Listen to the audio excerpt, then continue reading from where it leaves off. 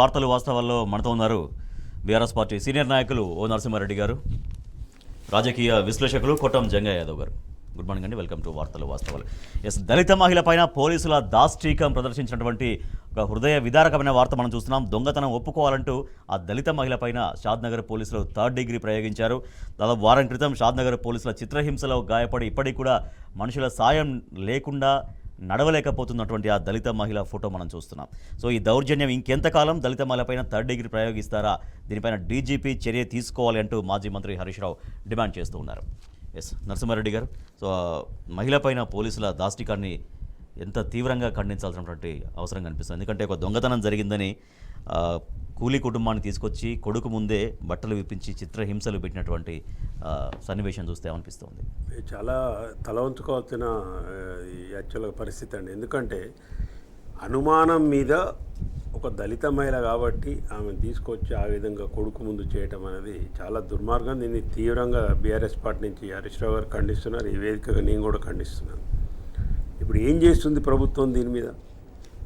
ప్రభుత్వం ఇమ్మీడియట్గా ఒక మంత్రి ఎందుకు పోకూడదండి? ఇమ్మీడియట్గా పోయి బట్టి విక్రమార్క గారు మీరు పోవాలి కదా, మీరు కూడా అదే సమాజానికి చెందిన వాళ్ళు, చాలా చేస్తాం, దళిత అభ్యున్నతి కోసం చేస్తామని మాట్లాడినారు. అంటే వాళ్ళకి డబ్బులు లేవు కాబట్టి, నిమ్న జాతీయులు కాబట్టి, ఒక అడ్వకేట్ని పెట్టుకోలేరు కాబట్టి, వాళ్ళకి సమాజంలో ఉన్నది కాబట్టి ఎవరి మీద పడితే మీరు అనుమానించి వాళ్ళను అనుమానమే ఇది. అసలు పోలీసులో కొట్టే అధికారమే లేదండి చట్టం ప్రకారం. ఎట్లా కొడతారండి పోలీసుడు? ఎంత ధైర్యం ఆ రామరెడ్డి అనేటోనికి? పోనీ వాడిని ఏమైనా సస్పెండ్ చేసినా, ఇప్పుడు బహిష్కరించిన, అది లేదు ఇంతవరకు. పోలీసు వాళ్ళు ఇప్పుడు దారుణంగా ప్రవర్తించిన పోలీసు వాళ్ళ మీద చర్య జరిగింది. మా ప్రభుత్వానికి ఏం సంబంధం? ఇమీడియట్గా వాళ్ళని సస్పెండ్ చేయాలి కదా, నువ్వు దాని మీద చర్య తీసుకోవాలి కదా ఇమీడియట్గా. ఎస్సీ ఎస్టీ కమిషన్ ఎక్కడ తెచ్చింది? పోయినరా? ఇంతవరకు మాట్లాడినరా వాళ్ళతోని? ఇంతవరకు కేసు పెట్టిరా ఎస్ఐ మీద, పోలీస్ మీద కేసు లేదు.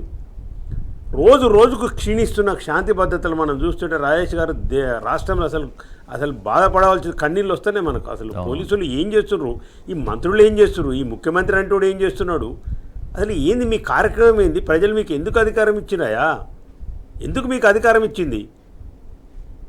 దేశాలు పట్టుకొని తిరగడానికి, ఎవరిని ఇష్టం వచ్చినట్టు వాడు డబ్బులు సంపాదించుకోవడానికి, ఎవరి మినిస్ట్రీల వాళ్ళు డబ్బులు సంపాదించుకోవడం, కొంతమంది రైస్ మిల్లర్ దగ్గర, కొంతమంది ఫ్లై యాష్ దగ్గర, కొంతమంది ఎక్సైజ్ వాళ్ళు. 6-7 స్కాములు, ఆ 7 నెలలు 8 స్కాములు ఈ రాష్ట్రంలో. పట్టించుకునేది లేదు ఇక. అరే ఎన్ని మర్డర్లు అయినాయండి ఇప్పటికి? రోజు పేపర్లో మనం చూస్తున్నాం. నడి రోడ్డు మీద చంపుతున్నారు. అసలు పోలీసు వాళ్ళు అత్తలేదు పత్తలేదు. మానభంగాలు మనం చెప్పుకుంటే సిగ్గుసేటిగా మనం అనకూడదు. మన మహిళా మనల గురించి, సోదరి మనల గురించి మానభంగాలు. మన హరీష్ రావు గారు అసెంబ్లీలో స్టేట్మెంట్ క్లియర్గా ఇచ్చినారు. అప్పటికి 80 మర్డర్లు, దరిదాపు 1800 మంది కేసులు, 800 మర్డర్ కేసులు. అటెంప్ట్ మర్డర్ అయితే 800 కేసులు, 1000కి పైగా దరిదాపు రేపుల కేసులు. ఇవన్నీ హోంశాఖ స్వయంగా ముఖ్యమంత్రి గారి దగ్గర ఉందిగా. అదే నేను అంటున్నాను, ముఖ్యమంత్రి గారి దగ్గర ఉంది. దాని మీద ఆయన స్పందించాడు. మంత్రులు ఓరు, ఎవరిని పలకరించారు, ఏం జరిగిందని అడగరు. ఏం ప్రజాపరిపాలన? మీ బొంద మీద ప్రజాపరిపాలన కాదు ఇది. దుర్మార్గమైన రాక్షస పరిపాలన, ప్రతీకార పరిపాలన జరుగుతుంది. రాజకీయాలు ఉంటే బీఆర్ఎస్ పార్టీ మీద మీరు మాట్లాడండి, మా పార్టీ మీద వ్యతిరేకత ఉంటే చేయండి, మాట్లాడండి, స్టేట్మెంట్లు చేయండి, కానీ ప్రజలను పట్టించుకోండి. దళిత మహిళ మీద ఈ విధంగా అత్యాచార పోలీసు వాళ్ళు, అసలే అగ్రకుర్రాల దౌర్జన్యాలు జరుగుతూ ఉన్నాయి. ఇంకా వాటిని పట్టించుకునేది పోయి, ఎలాంటి ఇది లేని సమాజంలో బీద వాళ్ళు ఆమెను పట్టుకొని ఇవాళ మీరు ఇంత దారుణంగా ఒక పోలీస్ ఇన్స్పెక్టర్ ఒళ్ళు బలిసి కావరంతో పవర్ను ఉపయోగించి వాళ్ళు చేస్తానంటే, ఆమె మైనర్ కొడుకుని నడవలేని పరిస్థితి ఉంది. అదొక కూడా నెక్కర దొడిగించి మరీ చితకా బాధారంట, బూటు కాళ్ళతో తనతో రబ్బర్ బెల్ట్లో కొడుతూ. సొమ్మసిల్లిపోతే అదే కార్లో ఎవరైతే ఫిర్యాదు చేశారో ఉప ముఖ్యమంత్రి బట్టి విక్రమార్క గారు స్పందించండి. టీ న్యూస్ మీరు తప్పకుండా చూస్తారని నాకు తెలుసు. ఎందుకు స్పందించారని మీరు బట్టి విక్రమార్క గారు? మీరు ఆయన లేడు, ఇప్పుడు అమెరికా పోయింది సీఎం గారు, మీరు ఉన్నారు కదా, మీరే కదా ఇప్పుడు ఇన్ఛార్జి. ఎందుకు స్పందించారు? ఎందుకు మాట్లాడరు? లైన్లో కలపండి. అసలు బట్టి విక్రమార్క గారిని మాట్లాడదాం. ఏంది ఈ ఘటన మీద ఏంటి ఆయన స్పందన ఏంది అడుగుదాం. మాట్లాడతాడు కదా. ఏంటండి ఇంత దుర్మార్గాలు నడుస్తుంటే కూడా అసలు శాంతి భద్రతలు అనే దిక్కు లేదు, దశ లేదు. ఆ షీ టీమ్స్ ఎటుపోయినాయో తెలియదు. అంత మంచి టీమ్స్. అసలు ఒకప్పుడు నగరంలో కేసీఆర్ గారు పరిపాలన 10 ఏళ్ల పరిపాలనలో మహిళల వైపు కన్నెత్తి చూడాలంటే భయపడే పరిస్థితి తెచ్చినాడు ఆయన. ఎంత కట్టుదిట్టమైన శాంతి భద్రతలు ఉండే. పోలీసు వాళ్ళకు వాహనాలు లేకుండా వాహనాలు కూడా కొనిచ్చాం. మంచి చేసినాం, ఫ్రెండ్లీ పోలీస్ చేసినాం, దుర్మార్గులను శిక్షించమన్నాం. అది పోయింది, ఇది పోయింది, అసలు ఏది లేదు రాష్ట్రంలో. అసలు ఒక రాక్షస పరిపాలన. ఎవరి ఇష్టారాజ్యంగా గుండాలు, వాళ్ళ ఇష్టరాజ్యాలు, భూ ఆక్రమణదారులు, ఇసుక మాఫియా వాళ్ళు, మద్యం మాఫియా వాళ్ళు, అందరి ముఖ్యమంత్రి మంత్రివర్గం అండదండలతోనే నడుస్తున్నాయి అనేది స్పష్టంగా కనిపిస్తుంది. ఈ పోలీసు అని ఇమ్మీడియట్ గా మీరు ఎందుకు సస్పెండ్ చేయరని నేను అడుగుతున్నాను డిప్యూటీ సీఎం గారు. సిపి ఆఫీస్ కి అటాచ్ చేశారు అంతే. అది అటాచ్ చేసి అటాచ్ చేసి కేసు పెట్టాలి ఇమ్మీడియట్ గా. ఎస్సీ ఎస్టీ కమిషన్ ప్రత్యేకమైన చట్టాలు ఉన్నాయి. వాళ్ళ మీద దుర్మార్గాలు చేస్తే వారు పోలీసు వాడైనా ఎవడైనా కానీ ఇమ్మీడియట్ గా వారి మీద ఎఫ్ఐఆర్ ఫైల్ కావాల్సిందే. Right, okay. జంగాయదవ్ గారు, శాంతి భద్రతలు రాష్ట్రంలో పూర్తిగా క్షీణించడం అనేది ఒకటి. అంటే ఎక్కడ చూసినా కూడా చాలా యథేచ్ఛగా హత్యలు, ఇప్పటికీ చాలా పదుల సంఖ్యలో హత్యలు జరుగుతూ వస్తున్నాయి. అదొక అంశం అయితే, ఇక ఎటువంటి తప్పు చేశారా లేదా తర్వాత సంగతి. వారు అన్నట్టుగా పోలీసులు అంత దారుణంగా చిత్రహింసలు పెట్టడం, అదే దానికి ప్రొసీజర్ ఉంటుంది, లీగల్గా ఎక్కడికైనా వెళ్ళొచ్చు. కానీ ఇంత దారుణంగా కొట్టి దొంగతనం ఒప్పుకొని తీరాలి అంటూ 3rd డిగ్రీ ప్రయోగించడం నిజంగా చాలా చాలా బాధాకరం అనిపిస్తుంది. చూస్తేనే బాధాకరం అనిపిస్తుంది. ఇంకా అనుభవించిన వాళ్ళకి ఇంకా వాళ్ళు ఎంత అదే ఉంటారో చాలా దారుణం అనిపిస్తుంది. ఇక్కడ ఒక విషయం ఏంటంటే, ప్రజల యొక్క మాన ప్రాణాలను కాపాడాల్సిన బాధ్యత పోలీసు వాళ్ళది. కానీ ఈరోజు పోలీసులే వారి యొక్క అధికార దుర్వినియోగం చేస్తూ ప్రజలను ఏదైతే మహిళ, ఒక ఎస్సీ మహిళ అని కూడా చూడకుండా 9వ తరగతి చదువుతున్నటువంటి వాళ్ళ అబ్బాయి ముందు ఆమె బట్టలు ఇప్పి, సునీత అనే ఆమె ఏదైతే షాద్నగర్లో ఉన్నటువంటి ఒక ఎస్సీ మహిళని 9వ తరగతి చదువుతున్న అబ్బాయి వాళ్ళ ముందరనే బట్టలు ఇప్పేసి మరీ ఆమెకు ఒక నెక్కరు తొడిగించేసి కొట్టరాని చోట, అంటే అణువున వారి యొక్క ప్రదేశం ఎక్కడ కూడా ఏది కూడా వదిలిపెట్టకుండా ప్రతి అణువు దగ్గర కూడా కొట్టుకుంటూ వారిని ఇబ్బందులు చేసి 3rd డిగ్రీ ఉపయోగించేసి చేయనటువంటి నేరాన్ని ఒప్పుకోమని బలవంతంగా, మీరు అక్కడ చూసినట్లయితే క్లియర్గా రాశారు అన్ని పేపర్లో. ఈరోజు మనం చూసుకున్నట్లయితే మేము చేయలేదు, మాకు సంబంధం లేదు, మేము కనీసం మా దగ్గర లేకపోతే మేము కులానికి తక్కువైనా కానీ గుణానికి మాత్రం ఎక్కువ, మేము ప్రతి దగ్గర కష్టపడి పని చేసుకొని బతికే వాళ్ళం కానీ మేము దొంగతనాలు చేసి బతికే వాళ్ళం కాదు సార్, మేము తీసుకోలేదు, లేకపోతే కాళ్ళు అడిగానే మేము అడుక్కుంటాం కానీ మేము బతుకుతాం కానీ ఇట్లాంటివి చేయలేదు అని చెప్పి కాళ్ళ మీద పడ్డా కానీ కనికరించినటువంటి పోలీసు దౌష్టికం ఈరోజు మనం స్పష్టంగా చూస్తున్నాము. గతంలో కూడా మనం వచ్చినటువంటి ఈ యొక్క రేవంత్ రెడ్డి గారి ప్రభుత్వం వచ్చిన తర్వాత, కాంగ్రెస్ ప్రభుత్వం వచ్చిన తర్వాత 10 ఏళ్లలో శాంతి భద్రతలు ఏ విధంగా ఉన్నాయి, గత 10 ఏళ్లకు ముందేంది, 10 సంవత్సరాల తర్వాత వచ్చినటువంటి కాంగ్రెస్ పాలన ఉన్నటువంటి పరిస్థితులు ఏందని చెప్పి రాష్ట్ర వ్యాప్తంగా తీసుకున్నా కానీ, శాంతి భద్రతల విషయంలో కానీ ఏ విషయంలో తీసుకున్నా కానీ ఉన్నటువంటి శాంతియుత వాతావరణాన్ని, రాష్ట్రంలో ఉన్నటువంటి శాంతియుత వాతావరణాన్ని ఎక్కడికక్కడ వదిలేసి ఇష్టారాజ్యంగా మంత్రులు ఎవరి వాళ్ళు, అంటే ఇక్కడ మీరు అన్నట్టు ఇంతకుముందు హోంశాఖ మంత్రులు మనకు రేవంత్ రెడ్డి గారి దగ్గరనే ఉంది కదా, ఇంతవరకు ఎవరికి ఇవ్వలేదు అంటే వారు పూర్తిగా కూడా ఎక్కడ కూడా ఫుల్ ప్లేడ్జ్గా దీని మీద కూడా కాన్సన్ట్రేషన్ చేయలేని పరిస్థితి. ఎక్కడికక్కడ ఈరోజు ఇంతకుముందు పెద్దలు చెప్పారు, బట్టి విక్రమార్క గారు ఉప ముఖ్యమంత్రి గారు ఉన్నారు, ముఖ్యమంత్రి గారు లేరు. సరే, వారు విదేశాల కోసము ఏదో పెట్టుబడులు రాబట్టడం కోసమో లేకపోతే వారి వ్యక్తిగతంగానో ఏదో పోయారేమో, కానీ కనీసం రాష్ట్రాన్ని వదిలేసి మీకు వదిలేసిపోతే మీరు ఇలా దీన్ని పట్టించుకోకుండా వారి వదిలేసినట్టు గాలికి వదిలేస్తున్నారు. ప్రజలు వారు వచ్చేసరికి కూడా రాష్ట్రమే దెబ్బతిన పరిస్థితిలో ఉంది. శాంతి భద్రతలు క్షీణించడం వలన ఇలా ప్రజలు చూస్తున్నారు ఎక్కడ ఏమవుతుంది, గతంలో మేము చేస్తున్నటువంటిది ఏంది, ఈరోజు చేయని నేరాన్ని ఒప్పుకోమన్నారు, రేపు భవిష్యత్తులో కూడా ఇలాంటి కేసులు ఇంకా ఎన్నో పెట్టే అవకాశం ఉంది. ఇంతలో మనం చూసుకున్నట్లయితే ఇంతకుముందు ఎస్సీ ఎస్టీలకు ఎంత ప్రాధాన్యత ఇచ్చేవారు, దళితుల కోసము ఇక్కడ ఇదే కేసీఆర్ గారు దళితుల కోసం మనకు స్పష్టంగా 10 లక్షల రూపాయలు ఇస్తూ మీరు అభివృద్ధి చెందాలి, మీరు కూడా ఆర్థికంగా అభివృద్ధి చెందినాడే మీకు సమాజంలో ఒక గౌరవం ఉంటుంది అని చెప్పేసి వారు ఎంకరేజ్ చేస్తూ వారిని ముందు నడపాలనే ఒక ఆలోచన విధానం, ఒక విజనరీ నాయకుడిగా కనిపిస్తే, ఈరోజు ఇదే రేవంత్ రెడ్డి గారు ఇంట్లో ఉన్నటువంటి వాళ్ళని తీసుకుపోయి బూట్లతో దంతూ రాళ్లతో కొట్టి రోడ్ల మీద, అంటే ఎవరైతే ఫిర్యాదు చేసారో వారి కార్లను ఎక్కించి మరీ వారిని అక్కడ స్పష్టంగా దించడం, అంటే ఇది ఒక అభాండం వేయడమే తప్ప నింద కూడా నిజం రాలేదు. ఇంకా అయినా వీరిని ఇంత దాష్టికంగా చేయడం అనేది శాంతి భద్రతలు క్షీణించిందని చెప్పడానికి ఒక ఉదాహరణ. ఎందుకంటే అన్నం మొత్తం ఉడికిందా అని చెప్పేసి మనం అంతా చూడమండి, ఒక మెతుకు కట్టుకుంటే సరిపోతుంది, ఇలాంటి సంఘటన మనకు సరిపోతుంది. ఎందుకంటే ఇక్కడ స్పష్టంగా ఇచ్చారు, ఎక్కడ కూడా ఇట్లాంటిది ఇంతవరకు గత 10 ఏళ్లలో చూసినట్లయితే ఎక్కడ కూడా కనపడలేదు. కానీ ఈ రోజు ఈ పరిస్థితులు ఉన్నాయంటే రేపు రాబో కాలంలో కూడా ఇంకా 4 సంవత్సరాలు ఏ విధంగా క్షీణిస్తాయి అని చెప్పేసి ఆలోచించవచ్చు. పార్టీ నుంచి మేము డిమాండ్ చేస్తున్నాము, ఇమ్మీడియట్ గా డీజీపీని దీనికి క్షమాపణ చెప్పాలి. బట్టి విక్రమార్క గారు ఇమ్మీడియట్ గా దీని మీద స్పందించాలి. ఆ దళిత మహిళ దగ్గరికి వెళ్ళాలి, ఇమ్మీడియట్గా అతని మీద ఎవరైతే పోలీసు వాళ్ళు ఉండో వారిని ఇమ్మీడియట్గా సర్వీస్ నుంచి సస్పెండ్ చేసి ఊస్ట్ చేయాలి, ఇమ్మీడియట్గా కేసు ఫైల్ చేయాలి, ఎఫ్ఐఆర్ పెట్టాలి. ఇలాంటి అట్రాసిటీస్ యాక్ట్ భవిష్యత్తులో మీద జరగదు కదా. అట్రాసిటీస్ యాక్ట్ తీసుకొని అతని మీద ఇమ్మీడియట్గా కేసు ఫైల్ చేయాల్సింది. హరీష్ రావు గారు ఆల్రెడీ డిమాండ్ చేసినారు. ఖచ్చితంగా డీజీపీ కూడా పోలే ఇంతవరకు. అదే పోలీసు వాళ్ళు కదులుతలేరు, మంత్రులు కదలరు, ఉప ముఖ్యమంత్రి కదలడు. మరి ఎట్లా ఎడిపోవాలి వీళ్ళందరూ? దళితులంతా ఎడిపోవాలి తెలంగాణ రాష్ట్రంలో. కనీసం జిల్లా Right. మంత్రులు ప్రేమ కూడా ఇవ్వలేదు ప్రేమ అక్కడికి. గాలి ప్రేమ కురిపిస్తారు కదా దళితుల మీద. ఓట్ల కోసం మాత్రమే ప్రేమ ఇది వాళ్ళకి వస్తారు కరెక్ట్ కానీ కాదండి ఇది. Right, ఇది okay. చాలా దారుణమైన విషయం, తీవ్రంగా ఖండిస్తున్నాం. రైట్ కాదు. షాద్ నగర్లో దళిత మహిళపైన పోలీసుల దాష్టీకాన్ని ప్రతి ఒక్కరు చాలా తీవ్రంగా ఖండిస్తున్నారు. దీనిపైన డీజీపీ తొందరగా చర్య తీసుకోవాల్సినటువంటి అవసరం ఉంది. తర్వాత డిప్యూటీ సీఎం బట్టి విక్రమార్క కూడా స్వయంగా దీనిపైన యాక్షన్ తీసుకోవాల్సినటువంటి అవసరం మాత్రం ఖచ్చితంగా ఉన్నది బీఆర్ఎస్ పార్టీ డిమాండ్ చేస్తూ ఉంది. ఇక బీఆర్ఎస్ ప్రభుత్వ హయాంలో పెట్టుబడులకు గమ్యస్థానంగా ఎదిగిన తెలంగాణ రాష్ట్రం ఎగుమతులను కూడా టాప్లో నిలిచింది. ఫార్మా రంగంలో కావచ్చు, తర్వాత ఐటీ రంగంలో కావచ్చు, హైదరాబాద్ రాజుగా వెలిగిపోతుంది. దాంతోపాటుగా ఇప్పుడు సీఎం రేవంత్ రెడ్డి బృందం అమెరికాకు వెళ్ళింది పెట్టుబడుల కోసం. సో ఆ పెట్టుబడులు మరిన్ని ఆకర్షించి తీసుకురావాలనేది బీఆర్ఎస్ వర్కింగ్ ప్రెసిడెంట్ కేటీఆర్ ఆకాంక్షించారు. కేసీఆర్ దార్శనికతతో గతంలో ప్రపంచ దిగ్గజ సంస్థలు హైదరాబాద్కు వచ్చాయి. సో అదే స్ఫూర్తి కొనసాగించాల్సినటువంటి అవసరం ఉందనేది వారు ఆకాంక్ష వ్యక్తం చేశారు. ఎస్ నరసింహారెడ్డి గారు, ఎగుమతుల్లో అటు ఫార్మా రంగంలో కావచ్చు, ఐటీ రంగంలో కావచ్చు అద్భుతంగా తెలంగాణ రాష్ట్రం దూసుకుపోవడం, దాంట్లో హైదరాబాద్ అగ్రగామిగా దూసుకెళ్లడం చూస్తుంటే ఏమనిపిస్తోంది?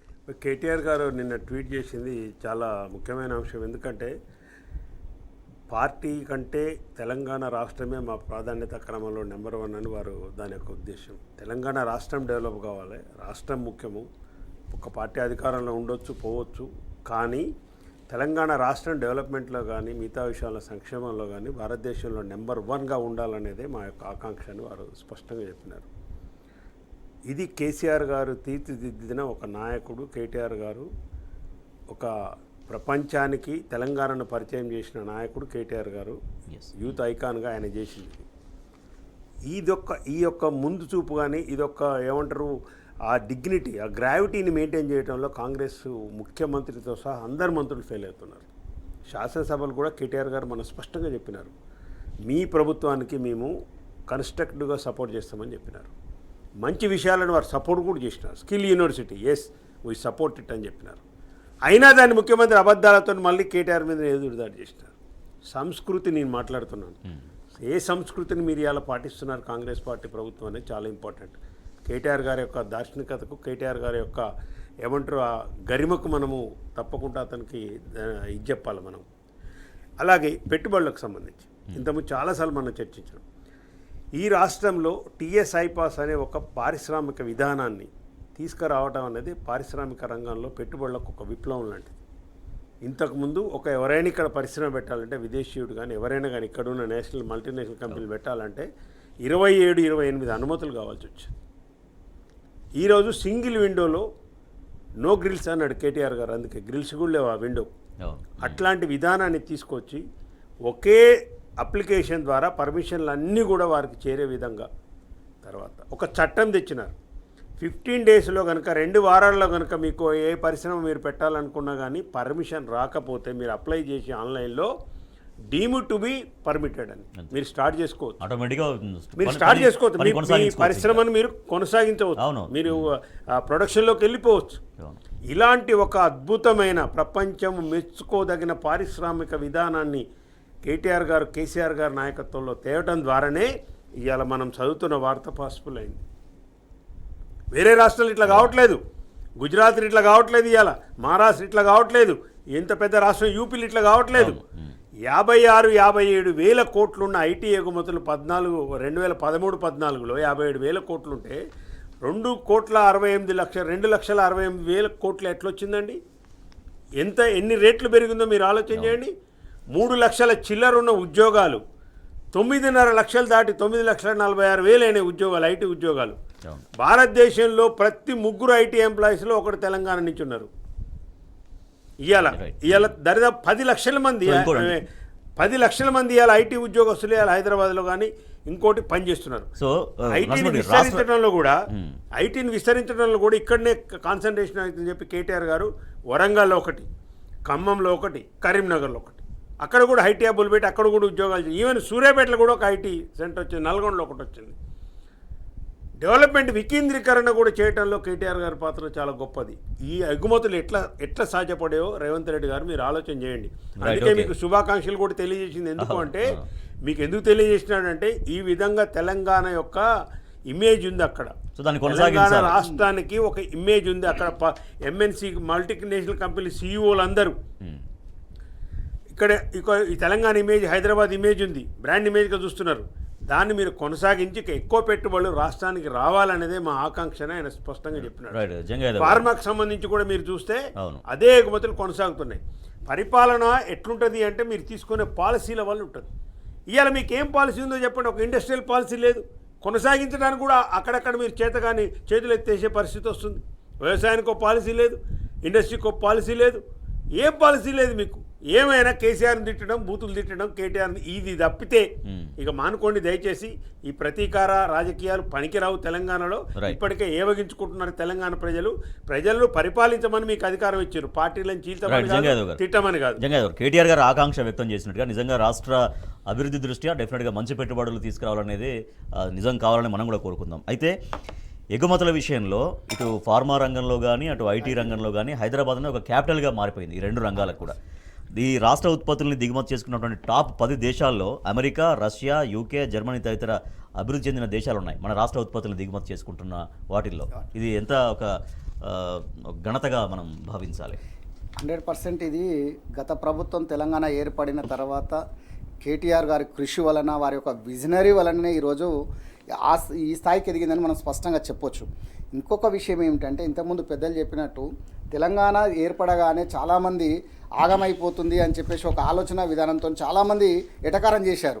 కానీ తెలంగాణ ఏర్పడిన తర్వాత అలాంటి పరిస్థితి రావద్దు అని చెప్పేసి కేసీఆర్ గారు ఐటీ రంగానికి ఏదైతే ఇచ్చారో ఐటీ మినిస్టర్గా కేటీఆర్ గారిని అక్కడ నియమిస్తూ దీన్ని ఏ విధంగా చేస్తావు, రేపు తెలంగాణ ప్రజలు మాత్రము వారి యొక్క అభివృద్ధి అనేది అత్యున్నతమైన స్థానంలో ఉండాలి, భారతదేశంలో ఒక శిఖరాగ్ర భాగాన నిలబడాలి అనే ఒక ఆలోచన విధానంతో చేసిన సందర్భంలో కేటీఆర్ గారి యొక్క నిర్ణయాత్మకమైన మార్పులు కానీ విధానపరమైన మార్పులు కానీ వాటిని అనుసరిస్తూ 4 లక్షల కోట్ల పెట్టుబడులను, దాదాపు 24 లక్షల మంది ప్రైవేటు ఉద్యోగాల అవకాశాలు ప్రతి సందర్భంలో వాళ్ళని ఎంకరేజ్ చేస్తూ వారిని పెట్టుబడులు ఆకర్షించడానికి ఎన్నో యాత్రలు ఈరోజు రేవంత్ రెడ్డి గారు ఏదైతే వెళ్ళారో అలాంటివి ఎన్నో యాత్రలు చెప్పలేనటువంటి ప్రదేశాల్లో కూడా తిరుగుతూ వారిని పెట్టుబడులను ఆకర్షించడానికి వారి యొక్క కంపెనీలకు పర్మిషన్లు టీఎస్ ఐపాస్ ద్వారా ఇప్పుడు పెద్దలు చెప్పినట్టు ఒకే 15 రోజుల్లో ఇస్తామని చెప్పేసి దానికి కావాల్సినటువంటి మౌలిక వసతులు, రోడ్లు కానీ, నీరు కానివ్వండి, కరెంటు కానివ్వండి,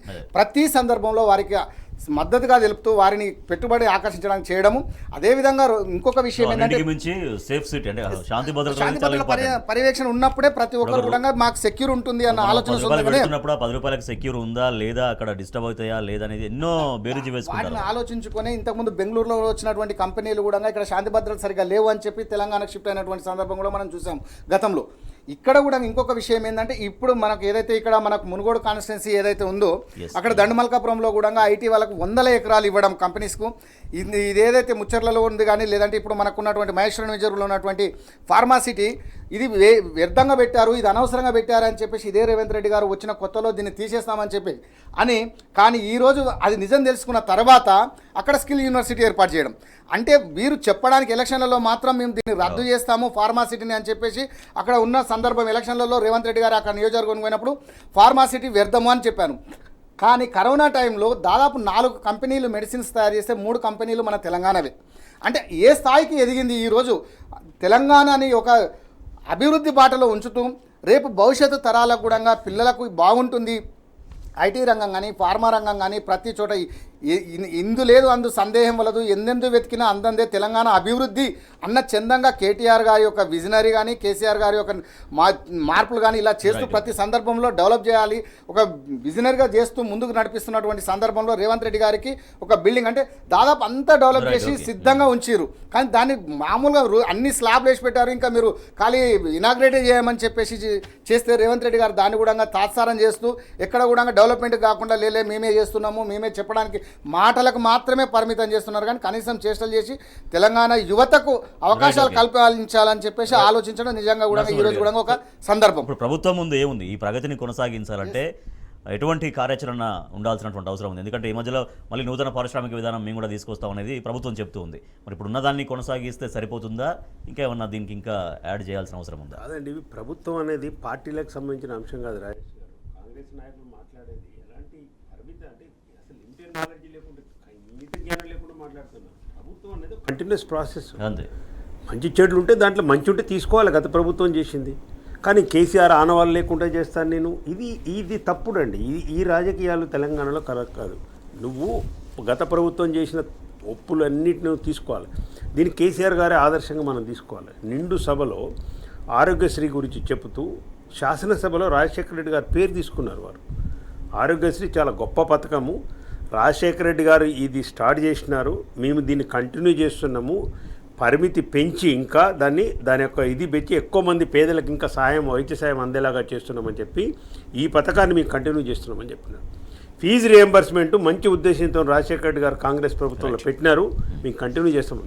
నీకు అలాంటి ఈ గంభీరత్వం నీలో ఉండాలి, అట్లాంటి గంభీరత్వం. కేసీఆర్ ఆనవాళ్ళు తీసి ఏం ఆనవాళ్ళు తీస్తావు? ఇవన్నీ చిల్లర మాటలు మాట్లాడమని ముఖ్యమంత్రి స్థాయిలో తగదండి. పారిశ్రామిక విధానాన్ని వాళ్ళు కొనియాడాలి, ఎందుకంటే 15 రోజుల్లోనే ఆటోమేటిక్గా అనుమతి పారిశ్రామిక విధానం కావచ్చు, ఐటీ విధానం కావచ్చు, వ్యవసాయం కావచ్చు, రైతు బంధు కావచ్చు. మరి రైతు బంధు ఎందుకు తీసుకున్నావు? నువ్వు డైలాగులు చాలా చెప్తున్నారు మీరు. రైతు బంధును రైతు భరోసాగా మార్చారు కదా. దళిత బంధు బాగాలేదంటివి, 10 లక్షలు కేసీఆర్ గారు ఇస్తే 12 లక్షలు ఇచ్చానంటివి. ఇవన్నీ మరి తీసుకుంటున్నావు. వాస్తవంగా మంచిని అప్రిషియేట్ చేయడానికి నీ హృదయం ముందుకు రావట్లేదు. నువ్వు మనిషిగా ఒక ముందుకు మంచి హృదయం పెట్టుకొని రాజకీయాలే ముఖ్యంగా ఎంతసేపు ఉన్నా బీఆర్ఎస్ పార్టీ ఖతం చేయాలనే దాంట్లో పోయి పరిపాలన చేయమని ప్రజల అధికారం ఇస్తే 6 గ్యారెంటీల సంగతి అటే పోయినా రాజేష్ గారు? చట్టబద్ధత కల్పిస్తా ఉన్నారు, అటే పోయిందా? 6 గ్యారెంటీలు ఇస్తాను, అటే పోయిందా? దానికి చట్టబద్ధత లేదు. జాబ్ క్యాలెండర్ ఇస్తే నిన్న కాక మొన్న ఎందుకు నిరుద్యోగులు దాని మీద అల్లరి చేస్తున్నారు? ఎందుకు గొడవ చేస్తున్నారు? నీ విధానం మంచిదే అయితే నువ్వు చిత్తశుద్ధి చేసి ఎందుకు నువ్వు ఇది చేస్తున్నాడు? గ్రామాల్లో పారిశుద్ధ్యం పూర్తిగా పడకేసింది, దోమలు ముసురుతున్నాయి, సీజనల్ రోగాలతో ప్రజలు అల్లాడిపోతున్నారు. సో కానీ స్వచ్ఛదనం పచ్చదనం అనే కార్యక్రమం ఇవాటి నుంచి స్టార్ట్ కాబోతుంది. 9 వరకు కార్యక్రమం జరగబోతుంది. బట్ వాటికి సర్కార్ నుంచి ఎటువంటి నిధులు విడుదల చేయలేదు, పైసలు లేక దీనావస్థలో పంచాయతీలు ఉన్నాయి. నరసింహారెడ్డి గారు, ధనమే లేని స్వచ్ఛదనం పచ్చదనం, మరి పంచాయతీలు ఇప్పుడు ఈ కార్యక్రమాన్ని ఎట్లా ముందుకు తీసుకెళ్ళగలగాలి? ఇప్పుడు వాస్తవానికి ఏంటంటే కేసీఆర్ గారు ఉన్నప్పుడు 10 సంవత్సరాలలో హరితహారానికి సంబంధించి వర్షాలు పడగానే ఒక పెద్ద ఎత్తున కొన్ని కోట్ల మొక్కలు నాటడానికి ఆయన స్వయంగా పూనుకొని ఆయన కొన్ని జిల్లాలకు వచ్చేసి మొక్కలు నాటే కార్యక్రమం చేస్తే వాతావరణం చేంజ్ కావాలి. ఫారెస్ట్ రేషియో మనకు ఏదైతుందో మనిషికి ఇన్ని చెట్లు ఉండాలన్న రేషియోలో చాలా కింది భాగంలో ఉన్నాం మనం అని చెప్పి డబ్బులు వాటి కేటాయించి జిల్లా కలెక్టర్లకు అధికారులు ఇచ్చి ప్రజాప్రతినిధులు పోయేది. ఇప్పుడు ఆల్రెడీ వర్షాలు పడుతున్నాయి. అసలు హరితహారం సంగతి ఎవడు పట్టించుకుంటలేడు, ఆ చెట్ల సంగతి ఎవడు పట్టించుకుంటారు. రెండవది, ఇప్పుడు పల్లెల్లో ఏమైపోయింది? పల్లెల్లో అసలు పరిపాలన లేదు. పచ్చదనం పడకేసుడు అసలు పరిపాలనే లేకుండా పోయింది. ఎప్పుడు పట్టించుకుని నాదులు లేడు. ఎక్కడి చెత్త అక్కడనే పేరుకపోతుంది. ప్రతి ఊరికి ఒక ట్రాక్టర్ ఇచ్చి దానికి ఒక పారిశుద్ధ కార్మికులకు జీతాలు ఇచ్చి కేసీఆర్ గారు ఉన్నప్పుడు పల్లె ప్రగతి పేరు మీద ప్రతి నెల దరిదాపు 200-300 కోట్ల రూపాయలు క్రమము తప్పకుండా కరోనా టైంలో కూడా ఇచ్చిన ఘనత కేసీఆర్ గారు. 300 కోట్లు వాళ్ళ టెన్షన్గా పోయేది. వాళ్ళ జీతాలు, ట్రాక్టర్ మెయింటెనెన్స్, మిగతా అన్నీ పోయేది. 300 కోట్లు ప్రతి నెల ఇచ్చి రాజేష్ గారు మొత్తం 300 కోట్లు వస్తే వాళ్ళు సంతోషంగా ఎన్ని పనులు చేసేది.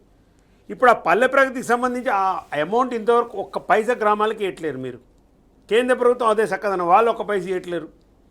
ఇప్పుడు పల్లెలలో ఎట్లా చేయాలి? ఇన్ఛార్జి పరిపాలన నడుస్తుంది, పర్సన్ ఇన్ఛార్జి పరిపాలన. వానికి డబ్బులు లేవు, వాళ్ళు ఏం చేయలేరు. ట్రాక్టర్లన్నీ మూలబడిపోయినాయి. పారిశుద్ధ కార్మికులు ఎవరిని కూలీలు చేసుకొని వాళ్ళు ఉపాధి హామీలో వాళ్ళు పోతుండ్రు. సర్పంచులు లేరు, ప్రజాప్రతినిధులు లేరు. ఎవడు పట్టించుకోవాలి? ఇప్పుడు సీజనల్ రోగాలు వస్తున్నాయి, అక్కడ లేదు. అంటే మీరు టోటల్గా ఏంటంటే అసలు పల్లెలను మొత్తం కూడా నిర్లక్ష్యానికి గురి చేసి 8 నెలల్లో మీరు చేసిన ఘనకార్యం ఏంటంటే ఇది ఘనకార్యం. పారిశుద్ధ్యం మీద మీకు లేదు, చెట్లు నాటడం మీద మీకు లేదు, ఉన్న ట్రాక్టర్లను వినియోగించలేకపోతున్నారు. ఇంత దుస్థితిలో ఉన్నది. ఇలా ఊరికో ట్రాక్టర్ను ట్రైలర్ ఇస్తే దాదాపు 12-17 వేల గ్రామాలలో మొత్తం గ్రామ పంచాయతీలకు అన్నిటికీ సప్లై చేసి దాన్ని ఒక క్రమ పద్ధతిలో మొత్తం కూడా పల్లెలను పారిశుద్ధ్యంగా తీసుకుపోయి పాడుబడ్డ బావులను బూడిపించి ఇప్పుడు దోమలు రాకుండా ఎన్ని చర్యలు తీసుకోనండి కేసీఆర్ గారు. ఎక్కడైనా కానీ మదుగు అనేది ఉంటే, చెట్లు ఉంటే క్లీన్ చేపించేది, పాడుబడ్డ బాయిలు ఉంటే పూడ్పించేది, పాతబడ్డ ఇండ్లను వాళ్ళ రిక్వెస్ట్ పెట్టి ఓనర్లతో మా అనుమతి తీసుకొని కూలగొట్టేది. ఇన్ని కార్యక్రమాలు చేసినాం. పల్లె ప్రకృతి వనం ఇవ్వాల, ప్రతి దగ్గర ప్రతి ఊర్లో ఇవ్వాల పోతే మీరు పల్లె ప్రకృతి వనం ఉంది. దీనికి ఇంకోటి కూడా చెప్తున్నాను, తెలంగాణ గర్వకారణంగా పరిపాలనకు పల్లెల మీద కేసీఆర్ గారు చేసిన కాన్సన్ట్రేషన్ వల్ల, ఆ పరిపాలన వల్ల జరిగింది ఏంది, కేంద్ర ప్రభుత్వం ప్రతి సంవత్సరము ఒక ఉత్తమ గ్రామ పంచాయతీల అవార్డులు ఇస్తుంది, ఒక 20 గ్రామ పంచాయతీల అవార్డు ఇస్తుంది. దేశం మొత్తం మీద ఉత్తమ గ్రామ పంచాయతీలు బీజేపీ ప్రభుత్వంలో చేసుకుంటే కేసీఆర్ గారి పరిపాలనలో 20 గ్రామాలు ఇస్తే 19 తెలంగాణ నుంచి పోయినాయి. ఎట్లా పోగలుగుతాయండి 19 గ్రామాలు? 20 అవుట్ ఆఫ్ 20 19 గ్రామ పంచాయతీలు ఇక్కడి నుంచి సెలెక్ట్ అయినాయి, అవార్డులు వచ్చినాయి. ఇక దీనదయాళ్ పురస్కార అవార్డులలో చాలా వచ్చినాయి.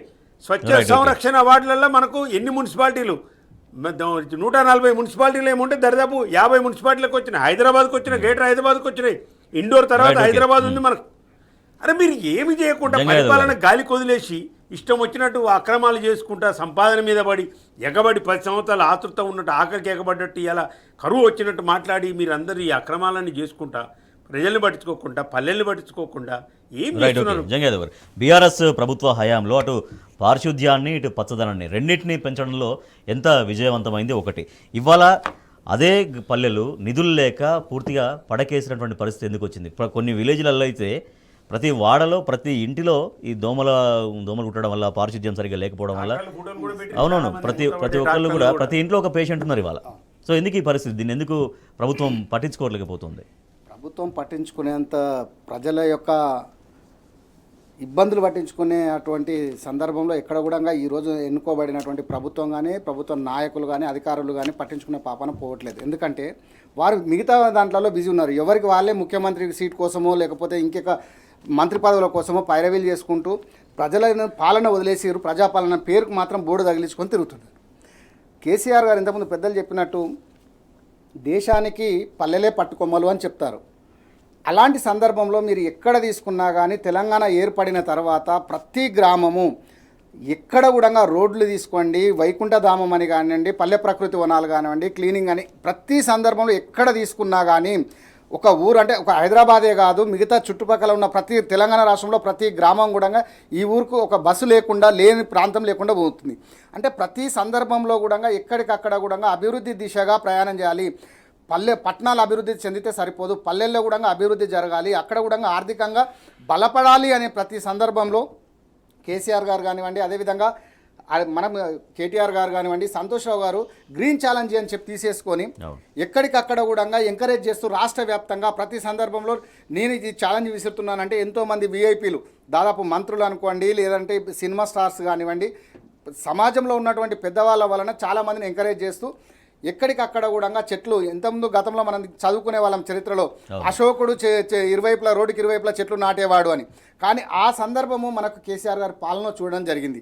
ఎక్కడ చూసినా కానీ వాతావరణం నిజంగా కూడా చెట్లు ఉంటే వర్షాలు బాగా పడతాయి, చెట్లు లేకపోతే వర్షాలకు మనం ఎదురు చూడాల్సిన పరిస్థితి ఉంది. కానీ ఇలాంటి దౌర్భాగ్య పరిస్థితి మనకు ఉండొద్దు అని చెప్పేసి చేశారు. కానీ ఈరోజు ఇప్పటికి వర్షాకాలం వచ్చినప్పుడు కూడా చెట్ల గురించి కానీ, క్లీనింగ్ గురించి కానీ, ఇప్పుడు మీరు చెప్పినట్టు దోమలు అంటే ఎక్కడికక్కడ కూడా నీళ్లు నిల్వ ఉండడం వలన అక్కడ దోమలు ఉత్పన్నం కావడం వలన ఈరోజు గ్రామాల్లో ఉన్నటువంటి ఆరోగ్య పరిస్థితి దెబ్బతిని పట్టించుకునే నాదుడు లేక ప్రభుత్వ పాఠశాల అని కాకుండా ప్రభుత్వ ఆసుపత్రుల్లో కూడా మనం చూసుకున్నట్లయితే సౌకర్యాలు కూడా ఎక్కడికక్కడ మరుగున పడిపోతున్నాయి. వాటి అభివృద్ధి కోసం చర్యలు తీసుకోవాల్సిన సందర్భం లేకుండా పల్లెలే కాదు మంచి మంచి మున్సిపాలిటీలో కూడా అదే పరిస్థితి ఎక్కడ చూసినా ఏ పరిస్థితి తీసుకున్నా మనము మున్సిపాలిటీ ఎక్కడ తీసుకున్నా కానీ అభివృద్ధికి గతంలోనికి ఇప్పటికి తీసుకున్నా మనం కంపారిజన్ చేయొచ్చు. నాకు చిన్న అబ్జర్వేషన్, ఇన్ని కార్యక్రమాల్లో ముఖ్యమంత్రి మంత్రిమండలి ఒక్కనాడా మొక్క నాటినారండి 8 నెలల్లో? ముఖ్యమంత్రి ఒక్క మొక్క నాటిండా? ఏ మంత్రి ఎక్కడ లేదు. ఇన్ని చోట్ల పోతున్నారు కదా మీరు. ఇంతకుముందు కేటీఆర్ గారు కానీ, ముఖ్యమంత్రి గారు కానీ, కేసీఆర్ గారు కానీ, ఇతర మంత్రులు ఎక్కడికి పోయినా, ఒక ఇనాగరేషన్కి పోయినా, ఏది పోయినా కానీ ఒక మొక్క నాటేటోళ్ళు, అది వచ్చేది ఫోటోలు పత్రికలలో. ఇన్స్పైరింగ్ అనిపించేది, ఇన్స్పైరింగ్ కాదు, మా నాటిన 5 సంవత్సరాల తర్వాత కూడా ఒకసారి పోయి ఫోటోలు దిగిన మంత్రులు పోయి దిగినే ఉన్నాయి. ఇప్పుడు ఇంకోటి, మీరు ఇప్పుడు కేటీఆర్ దగ్గర, కేసీఆర్ దగ్గరికి ఇంత ముందు పోతే బొక్కే తీసుకపోతే బ్యాన్ చేసిండ్రు, చెట్లు ఇచ్చేవాళ్ళు, మొక్కలు ఇచ్చేవాళ్ళు. ఇప్పుడు ఏది లేదు. అంటే అసలు మీకు ఆ సోయి లేదు. హరితహారము, పచ్చదనము, చెట్ల మీద మీకు సోయి లేదు. శాలవలు కప్పించుకోవటం, బొకేలు తీసుకోవడం, డబ్బులు సంపాదించటం, ప్రజల్ని పీడించటం, సో అంటే గతంలో బీఆర్ఎస్ ప్రతిపక్షాలను తిట్టడం. ప్రభుత్వ కార్యక్రమానికి తోడుగా గ్రీన్ ఇండియా ఛాలెంజ్ ఇందాక వారు ప్రస్తావించిన సంతోష్ గారిది కూడా చాలా ప్యారలల్ గా చాలా సక్సెస్ఫుల్ జరిగింది, అసలు మళ్ళీ మీరు కొనసాగుతుంది. ప్రభుత్వ కార్యాలయాలలో ఓపెనింగ్ పోయినప్పుడు ఈ కమాండ్ కంట్రోల్ వచ్చిండు ముఖ్యమంత్రి గారు. అవును, చేయాలి, ఒక ముక్క పెట్టాలి. ఎంత బాగుంటుండేది కానీ ఎక్కడ పెట్టలేదు. ఉత్తమ్ కుమార్ రెడ్డి గారు ఆడ పోయి ఒకటి ఇనాగ్రేట్ చేసిండు. బట్టి విక్రమార్ గారు అక్కడ పోయాను. ఒక మొక్క నాటొచ్చు కదా, యాదాద్రి ప్లాట్కి పోయినావు, ఒక మొక్క నాటొచ్చు కదా. ఇప్పుడు మీ సలహా తీసుకుంటారేమో చూద్దాం. చెప్తున్నాను Right, thank you. బట్టి విక్రమార్ గారికి Thank you, thank you so చెప్తున్నాను, much. నాటండి స్వామి. థ్యాంక్ ఇప్పటికైనా యూ సో మచ్ ఓ నరసింహారెడ్డి గారు, థ్యాంక్ యూ సో మచ్ కొట్టం జంగయ్య యాదవ్ గారు. ఎస్, ఇది వాళ్ళ వార్తలు వాస్తవాలు చూస్తూనే ఉండండి టీ న్యూస్.